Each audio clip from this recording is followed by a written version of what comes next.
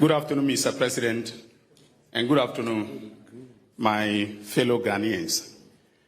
In terms of the legal steps, the Minister for Lands and Natural Resources has underscored the fact that legal and regulatory reform is at the heart of what we are doing in order to change the narrative about illegal mining. So one of the things we have done is to review the Minerals and Mining Act. And I have advised the Minister for Lands and Natural Resources that the current state of the law is such that licenses and leases can be granted over the whole territory of the Republic of Ghana. That includes forests, that includes the territorial waters and the exclusive economic zone. So the first thing to do is for us to streamline the Minerals and Mining Act. And for instance, in respect of mining in forest reserves, we will put a provision in the statute, in the bill, when enacted, that will prohibit mining in forest reserves completely. And I have told the minister that one of the things we can do is to identify all the forest reserves and put them in a schedule attached to the bill and make it categorically clear that no license for mining activity or lease for the conduct of mining can be granted in respect of all the forest reserve attached to the statute. Now that means that at any point in time that the law, the position has to change, they have to go back to Parliament and then review the law, which makes it, politically more difficult. Also, we have prepared an instrument that is LI 2505 in my office, and that will be laid in Parliament on the 14th. The Minister and I have agreed that on the 14th of October, when Parliament resumes, we'll lay that instrument to revoke the famous LI 2462, which is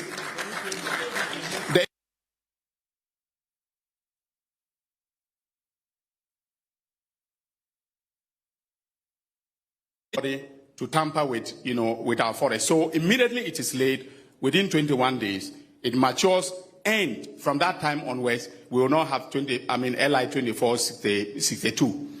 Now, in terms of prosecutions, the statistics that were given included 1,400 arrests. About 1,400 arrests.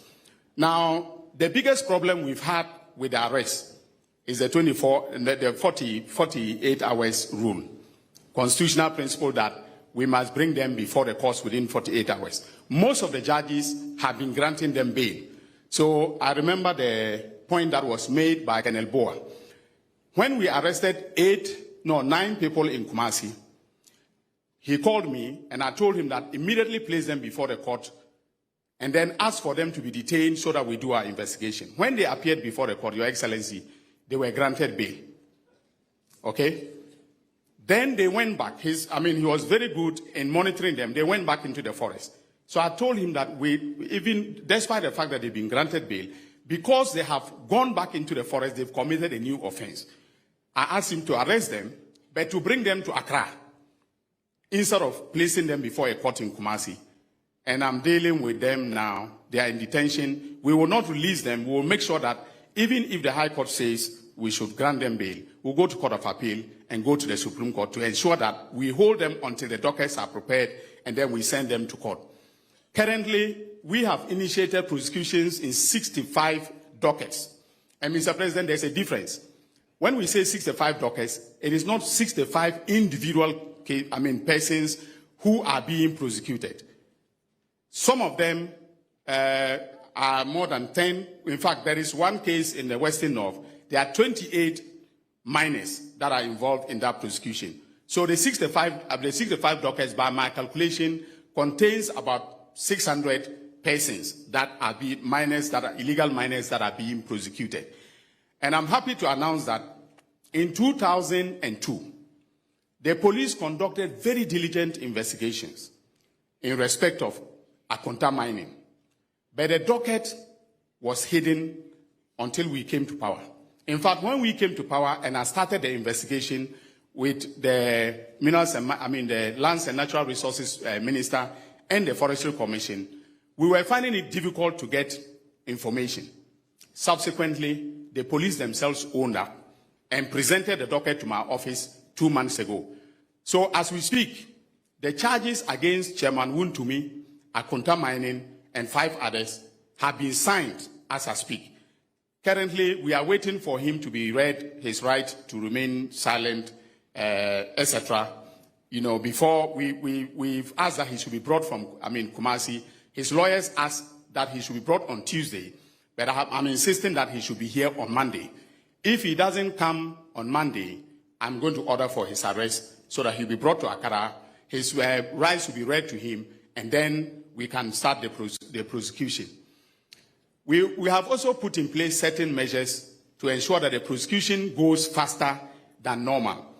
We have approached the Chief Justice, who has agreed to assign specialized courts for the prosecution of illegal mining cases.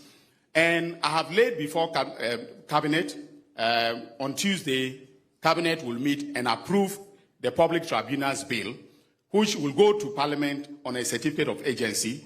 And if by December the tribunals are in place, most of the circuit tribunals will be given exclusive jurisdiction to deal with mining cases.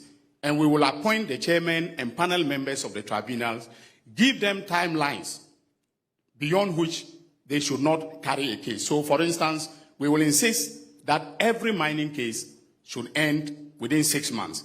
If there are reasons for you to appeal, that is fine. But the tribunal must deliver its verdict within 6 months.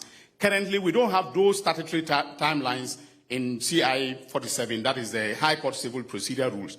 So I want Parliament to help me to put those timelines in the tribunal's bill so that the tribunals will do the cases very fast. So, Mr. President, this is where we are in terms of the legal steps. And as I said, law enforcement, regulatory reform is at the heart of what we are doing. And we will not spare any person, in terms of the accountability for their destruction of the environment. Thank you very much.